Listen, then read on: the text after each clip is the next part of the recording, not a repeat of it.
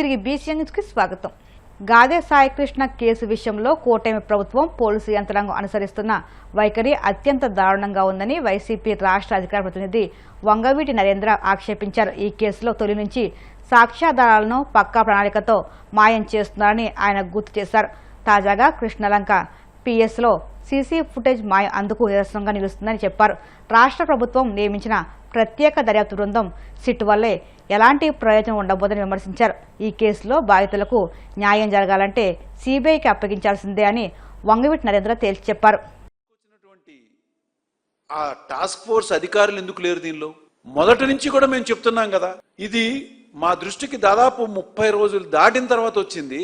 అంత దూరంగా అంత టైం పట్టింది అంటే దీనిలో ఒక క్రిమినల్ని పట్టుకునేటువంటి పోలీస్ అధికారి ఇంకా ఎంత చాకచక్యంగా ఉంటాడు. ఇవాళ అతన్ని తప్పించుకోవడానికి ఇవన్నీ ఆధారాల్ని అతను తప్పనిసరిగా కనిపించకుండా చేయడానికి తీసుకోవాల్సినటువంటి జాగ్రత్తలన్నీ తీసుకున్న తర్వాత, ఎందుకంటే ఇది జరిగిన తర్వాత బేరసారాలు కూడా జరిగినాయి అంటే ఆధారాలని కూడా తప్పనిసరిగా తీసేయడానికి వాళ్ళు పగడ్బందీగా ప్లాన్ చేసుకున్నారనే కదా మేము చాలా స్పష్టంగా మొదటి రోజు నుంచి కూడా టీవీ ఫుటేజ్ అనేవి కూడా దీన్ని తప్పనిసరిగా వీటిని భద్రపరచాలి అని చెప్పని అన్నాం. ఇవాళ వరకు సిపి గారు కానీ డీజీపీ గారు కానీ ఎవ్వరూ కూడా దీని మీద సరైనటువంటి శ్రద్ధ పెట్టలేదు. అంటే దీనికి సిపి గారు కూడా బాధ్యత వహించాల్సిందే. డీజీపీ గారితో సహా ఎవరెవరైతే అధికారులు ఉన్నారో టాస్క్ ఫోర్స్ అధికారులు వీళ్ళందరూ కూడా సిట్ వీళ్ళందరినీ కూడా తప్పనిసరిగా వాళ్ళ యొక్క ఇన్వెస్టిగేషన్లో వాళ్ళని ఇన్వాల్వ్ చేయాలని చెప్పని మేము చాలా స్పష్టంగా కోరుతున్నాం. ఎందుకంటే ఇక్కడ లోకల్ పోలీస్ ద్వారానే మీరు సిట్ వేసి మీరు చేసేది తప్పనిసరిగా న్యాయం జరగదని మేము గమనించాం. కాబట్టి మొదటి రోజు నుంచి కూడా మేము సిబిఐకి అప్పచెప్పాల్సినటువంటి కేసు ఇది అని చాలా స్పష్టంగా ఎందుకు తెలియజేస్తున్నామంటే ఇలాంటివన్నీ జరుగుతున్నాయి అని చెప్పని. కనీసం మీకు కెమెరాలకు సంబంధించినటువంటి ఎక్కడా బ్యాకప్ లేదా? దాన్ని అన్నింటిని భద్రపరచాల్సినటువంటి అవసరం లేదా సిపి గారు వాళ్ళకి? ఏం జరుగుతుంది ఇక్కడ? ఎక్కడా కూడా బ్యాకప్ లేదు, కనీసం అరెస్ట్ మేమో లేదు, స్టేషన్ సంబంధించిన డైరీ లేవు. ఆ ముద్దాయిని తీసుకొచ్చినటువంటి అతన్ని హాస్పిటల్కి తీసుకెళ్ళి టెస్టులు చేయించాలి, ఆ మెడికల్ రిపోర్ట్స్ లేవు, ఏవీ లేవు. మరి ఇప్పుడు నేను చెప్పినటువంటిది ఎలా అయితే సీసీటీవీ ఫుటేజెస్ని అన్నిటిని కూడా డిలీట్ చేయడానికి వాళ్ళ కానిస్టేబుల్స్ ఎవరైతే ఆ వెంకట్ అన్న అతన్ని ఇబ్బందులు పెట్టారో ఇవన్నీ కూడా చూస్తుంటే ఇది లోకల్గా ఎక్కడా కూడా ఏ పోలీసు సిట్ ఇన్వాల్వ్ అయ్యి దీనికి ఈ కేసుకి న్యాయం జరగదు. ఒక వ్యక్తిని చంపటం అనేది ఒక ఎంత పెద్ద క్రైమ్ అంటే దాన్ని మించినటువంటి క్రైమ్ సాక్ష్యాధారాల్ని మాయం చేయడం. అంటే అతన్ని చంపింది కాక అతన్ని కాల్చి బూడి చేసింది కాకుండా ఎక్కడా కూడా ఫుటేజ్ అనేది తెలియకుండా చేసి కనిపించకుండా చేస్తున్నారంటే ఇది ఎంత పెద్ద క్రైమ్ అండి. ఇది కృష్ణలంక పోలీస్ స్టేషన్ దగ్గర నుంచి ఏదైతే స్వర్ణపురి ఉందో అక్కడ వరకు దాదాపుగా ఒక 30 కెమెరాలు ఉంటాయి. ఎందుకంటే రద్దీ ఎక్కువగా ఉన్నటువంటి ఆ మధ్యలోనే మనకి బస్ స్టాండ్ కూడా ఉంటది కాబట్టి హై డిజల్యూషన్ చాలా పవర్ఫుల్ కెమెరాస్ అన్ని ఉండేటువంటిది ఏరియా. ఎందుకంటే వందల కొద్ది జనాలు అక్కడ తిరుగుతుంటారు కాబట్టి 30 నుంచి దాదాపు 25 నుంచి 30 కెమెరాలు హై డిజల్యూషన్ ఉన్నటువంటి హై పొటెన్సీ ఉన్నటువంటి కెమెరాలు ఉండేటువంటి ఈ ప్లేస్ లో నుంచి మనకి ఫుటేజెస్ ని వీళ్ళు మాయం చేసే పగడ్బందీ ప్లాన్ వేసుకున్నారంటే దీన్ని వెనక ఎంత పెద్ద క్రిమినల్ యాక్టివిటీ చేయడానికి ఎవరెవరు పెద్దలు ఉన్నారో వాళ్ళందరూ కూడా బయటికి రావాలి. అంటే తప్పనిసరిగా ఇది సిట్ ద్వారా న్యాయం జరిగేటువంటి కేసు కాదు. ఇది సిబిఐకి తప్పనిసరిగా అప్పగిస్తేనే డీజీపీ గారి దగ్గర నుంచి ఎవరెవరైతే ఇన్వాల్వ్ అయి ఉన్నారో వాళ్ళందరూ కూడా బయటకు వస్తారు. ఎందుకంటే ఒక సిపికి ఇన్ఫార్మ్ చేయకుండా ఎవ్వరూ కూడా ఒక వ్యక్తిని అరెస్ట్ చేయడానికి మార్కాపురం దాకా వెళ్ళి తీసుకుని వచ్చారు అంటే సిపి ఇన్ఫర్మేషన్ లేకుండా టాస్క్ ఫోర్స్ ఒక్క అడుగు కూడా బయటికి వేయదు. మరి సిపి ఎట్లా? పల్నాడులో దివ్యాంగ విద్యార్థులకు ఉచిత ఉపకరణాలను కలెక్టర్ కృతికా శుక్లా పంపిణీ చేశారు. విద్యాశాఖ ఆధ్వర్యంలో జరిగిన కార్యక్రమంలో ప్రజాప్రతినిధుల సమక్షంలో కలెక్టర్ వీటిని అందించారు. విద్యకు చిన్నారులు దూరం అవ్వకుండా వారిని ప్రోత్సహించేందుకు ఉచిత ఉపకరణాలను అందిస్తున్నట్లు కలెక్టర్ తెలిపారు. అంగన్వాడీ కేంద్రాల్లోనూ ప్రత్యేకంగా తనిఖీలు చేస్తున్నామని, ఆరోగ్యపరంగా ఇబ్బందులు ఉండకుండా చొరవ తీసుకోవడం జరుగుతుందని తెలియజేశారు. 407 మందికి 490 పరికరాలు ఎయిడ్స్ అండ్ అప్లయన్సెస్ 32 లక్షల ఖర్చుతో ఇవ్వడం జరుగుతుంది. వాళ్ళందరూ మన భవిత సెంటర్స్లో ఉన్న పిల్లలు, వాళ్ళకి క్యాంప్స్ పెట్టి గత 2-3 నెలల్లో వాళ్ళ ఎలిజిబిలిటీ చూసుకొని ఎవరికి ఏం పరికరాలు కావాలి చెక్ చేసుకొని ఐడెంటిఫై చేసుకొని పర్చేస్ చేసి ఇవ్వడం జరుగుతుంది. ఇది కాకుండా మన ఎన్జిఓస్ ద్వారా సిఎస్ఆర్ సపోర్ట్ ద్వారా కూడా చాలా ఫ్రీక్వెంట్గా అడల్ట్స్కి కూడా కలెక్టరేట్ ద్వారా వేరే పబ్లిక్ రిప్రజెంటేటివ్స్ ద్వారా కూడా ఈ అప్లయన్సెస్ ఇవ్వడం జరుగుతుంది. ముఖ్యంగా చూస్తే ఎడ్యుకేషన్ డిపార్ట్మెంట్ ద్వారా డిఫరెంట్లీ ఏబుల్డ్ పిల్లలు స్కూల్ బయట ఉండకూడదు ఆ ఉద్దేశంతో మన జిల్లాలో 28 భవిత సెంటర్స్ రన్ చేస్తున్నాం. ఈ భవిత సెంటర్స్లో ఇంతకుముందు చాలా వేకెన్సీస్ ఉండేవి. మనకి special educators, IERP, inclusive education resource persons ఉండేవాళ్ళు కాదు. అసలు నేను ఈ జిల్లాకి వచ్చినప్పుడు కూడా పోస్ట్ ఖాళీ ఉన్నాయి వాళ్ళు చెప్తే అదే 2 నెలల్లో డిఎస్సి పెట్టి మన గౌరవనీయులు మంత్రి గారు నారా లోకేష్ సార్ ఈ ఇష్యూ మీద చాలా రివ్యూ చేసుకొని పోస్ట్స్ అన్నీ ఫిల్ చేయాలి. అసలు భవిత సెంటర్ ఒక స్ట్రక్చర్ కాదు, అక్కడ ఉన్న స్పెషల్ ఎడ్యుకేటర్ ఐఈఆర్పి చాలా ముఖ్య రోల్. వాళ్ళే పిల్లల్ని చదివించేయాలి, వాళ్ళే పిల్లలకి ఎయిడ్స్ అప్లయన్సెస్ ఎలా వాడుకోవాలి చెప్పాలి. కాబట్టి ఎక్కడ కూడా ఖాళీ భవిత కేంద్రాలు, ఈ భవిత కేంద్రాలని గతంలో జిల్లాకి 1-2 ఉండేవి. నాకు మా చిన్నప్పటి నుంచి మాకు గుర్తు, గుంటూరు జిల్లాలో ఓన్లీ 1 బ్లైండ్ స్కూల్ అని ఒకటి ఉండేది బృందావన్ గార్డెన్స్లో.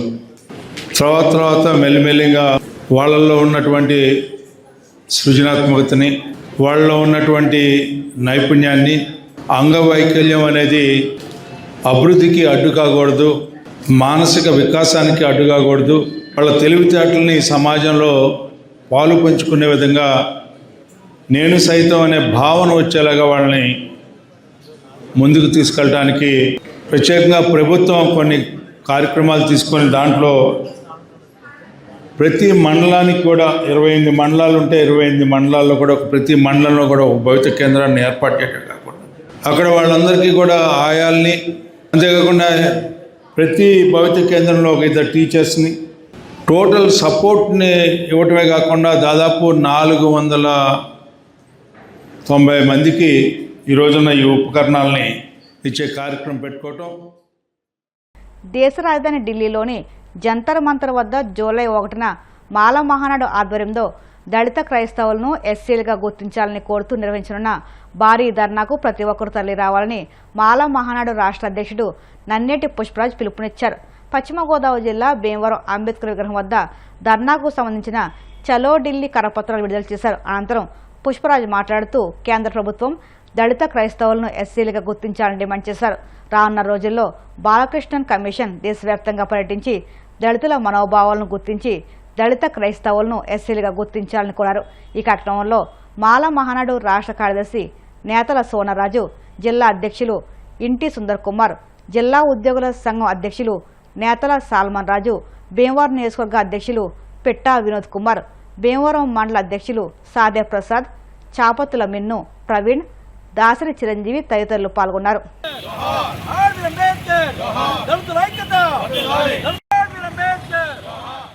ఈరోజు పశ్చిమ గోదావరి భీమవరంలో మరి చలో ఢిల్లీ కరపత్రాలను ఆవిష్కరించడం జరిగింది. ఎందుకంటే మరి దళిత క్రైస్తవుల్ని ఎస్సీలుగా గుర్తించాలని చాలా ఏళ్లుగా పోరాటాలు జరుగుతున్నాయి. మరి గత కొంతకాలంగా మరి కేంద్ర ప్రభుత్వం మరి వివక్ష చూపుతూ దళిత క్రైస్తవులకి హోదా లేదు, దళిత క్రైస్తవుల్ని ఎస్సీలుగా గుర్తించలేమని మరి దొంగచాటున 1950 రాష్ట్రపతి ఉత్తర్వులు జారీ చేయడం జరిగింది. దీని మీద దేశవ్యాప్తంగా కూడా ధర్నాలు జరుగుతున్నాయి, కార్యక్రమాలు జరుగుతున్నాయి. మరి దీనికి ప్రత్యేక కమిషన్ కూడా నియమించారు, బాలకృష్ణన్ కమిషన్ నియమించారు. కానీ ఈ బాలకృష్ణన్ కమిషన్ ఢిల్లీకే పరిమితమయ్యారు తప్ప దేశవ్యాప్తంగా తిరిగి దళిత క్రైస్తవులు ఎదుర్కొంటున్న బాధలు కానీ, దళిత క్రైస్తవులు ఎదుర్కొంటున్న ఇబ్బందులు కానీ, దళిత క్రైస్తవులకు ఉన్న హోదా కానీ, దళిత క్రైస్తవులు ఇబ్బంది పడుతున్న మరి రిజర్వేషన్లు కానీ మరి దేని వల్ల ఇబ్బందులు జరుగుతున్నాయని ఈ కమిషను మరి ప్రజల్లోకి రాకుండా ఆయన కమిషన్ మరి బాలకృష్ణ కమిషన్ ఢిల్లీలో కూర్చుని ఏదో పార్లమెంట్లో చర్చ జరిగేలా కార్యక్రమం చేయడం అనేది కరెక్ట్ కాదని రాష్ట్ర వ్యాప్తంగా దేశవ్యాప్తంగా మరి బాలకృష్ణ కమిషన్ పర్యటించాలి. ప్రతి రోడ్డు, ప్రతి వీధి, ప్రతి జిల్లా, ప్రతి రాష్ట్రం పర్యటించి మరి సమస్యలు ఏదైతే ఉన్నాయో ఆ సమస్యలు దళిత క్రైస్తవులు ఏమి ఎదుర్కొంటున్నారో మరి ఖచ్చితంగా మీరు మీటింగ్లు వేసి మరి కలెక్టరేట్ ఆఫీసులో మీటింగ్ చేస్తారో లేదా ప్రజల్లోకి వస్తారో లేదా బహిరంగ సభలు పెడతారో పెట్టి వాళ్ళకున్న ఇబ్బందులు మీరు చూసుకుని మరి దాన్ని బట్టి దళిత క్రైస్తవుల్ని ఎస్సీలుగా గుర్తించే విధానంగా మీరు తీసుకురావాలని. మరి ఎందుకంటే మరి దళిత క్రైస్తవుల మీద ఇంకా దాడులు జరుగుతూనే ఉన్నాయి. దళిత క్రైస్తవులు ఒక క్రైస్తవ మతం తీసుకున్నారు తప్ప క్రైస్తవ మతంలో ఉన్న వాళ్ళందరూ కూడా దళితులే. ఇది ఖచ్చితంగా మరి ఈ దళితులు క్రైస్తవుల్ని మరి వీళ్ళకి రిజర్వేషన్ రాకూడదని, ఈ రిజర్వేషన్ ఉండడం వల్ల మరి అట్రాసిటీ కేసులు పెడతా కుదరదని, ఏ కేసులు పెట్టి నిలబడమని కొంతమంది రాజకీయ ప్రలోభాలు పడుతూ కొంతమంది రాజకీయ నాయకులు మరి వచ్చిదారు ఎలక్షన్లు వచ్చినప్పుడేమో దళిత క్రైస్తవులకు ఎస్సీ హోదా కల్పిస్తామని ప్రభుత్వం చెప్పడం, మరి ఎలక్షన్లు అయిపోయిన తర్వాత మరి ఎస్సీ హోదా కోసం మళ్ళీ మేము రోడ్డు ఎక్కడం, ధర్నాలు చేయడం పరిపాటి అయిపోయింది. మరి ఎంత దారుణం అంటే మరి ప్రస్తుతం ప్రభుత్వం, కేంద్ర ప్రభుత్వం ఎస్సీలుగా కానీ క్రైస్తవులు కానీ ఎవరిని కూడా రోడ్ల మీద తెరలించే పరిస్థితి లేదు. ఎందుకు ఈ రకమైన చేస్తూ ఉన్నారు? మేము ఏం అన్యాయం చేస్తున్నాం? ప్రతి ప్రభుత్వానికి ఓట్లయితే మాకు చేస్తున్న నేరమా? మరి ఎందుకు ఈ రకంగా చేస్తున్నారు? ఇప్పటికైనా సరే కళ్ళు తెరవాలి. మరి 1వ తారీఖున వచ్చే నెల 1వ తారీఖున ఢిల్లీలో జంతర్ మంతర్ వద్ద మరి మాలమహానుల ఆధ్వర్యంలో దళిత క్రైస్తవులకు ఎస్సీ హోదా కల్పించాలని ధర్నా చేయడం జరుగుతుంది. ధర్నా చేసిన అనంతరం బాలకృష్ణ కమిషనర్కి నివేదిక కూడా మేము అందజేస్తున్నాం. రాష్ట్ర వ్యాప్తంగా ఒక నివేదిక తయారు చేస్తాం. దళిత క్రైస్తవులు ఎదుర్కొన్న బాధలు కానీ, దళిత క్రైస్తవులు ఎదుర్కొన్న ఇబ్బందులు కానీ, వాళ్ళకున్న రిజర్వేషన్లు కానీ ఎందుకు కొనసాగించకూడదో, ఎందుకు కొనసాగించాలో దాని మీద మేము ఆ నివేదిక తయారు చేసి ఆ నివేదికను బాలకృష్ణ కమిషన్ అందజేయడం జరుగుతుంది. రాష్ట్ర వ్యాప్తంగా మరి ఆంధ్రప్రదేశ్లో ఉన్న తెలంగాణలో అందరూ కూడా మరి 1వ తారీఖున జంతర్ మంతర్ వద్ద జరిగే మరి ఏదైతే ధర్నా ఉందో ఆ ధర్నాను మీరందరూ విజయవంతం చేసి దళిత క్రైస్తవుల హోదాకి మన దళిత క్రైస్తవులని అందరూ కూడా ఎస్సీలో చేర్చే విధంగా మన పోరాటాన్ని మరి ఉద్యోగున ఢిల్లీ లెవెల్లో మన యొక్క పోరాటాన్ని వినిపించి, మన గళాన్ని వినిపించి మరి రిజర్వేషన్ కొనసాగేలాగా ఏర్పాటు చేయాలని కోరుతూ ఈరోజు కరపత్రాలు ఆవిష్కరణ చేయడం జరిగింది. ఖచ్చితంగా పశ్చిమ బెంగాల్ నుంచి రాష్ట్ర వ్యాప్తంగా మనందరూ కూడా ఢిల్లీ రావాలని మనసుతో కోరుకుంటూ జై భీమ్. వార్తలు ముగించే ముందు ముఖ్యాంశాలు మరొక్కసారి. విశాఖ కలెక్టరేట్లో డిప్యూటీ స్పీకర్ రఘురామకృష్ణరాజు అధ్యక్షతన శాసనసభ పిటిషన్స్ కమిటీ సమావేశం. ప్రజా సమస్యల పరిష్కారంపై విస్తృతంగా చర్చ. సాయికృష్ణ కేసులో పవన్ వ్యాఖ్యలను వైసీపీ నేతలు వక్రీకరిస్తున్నారన్న ఎంపీ సానా సతీష్.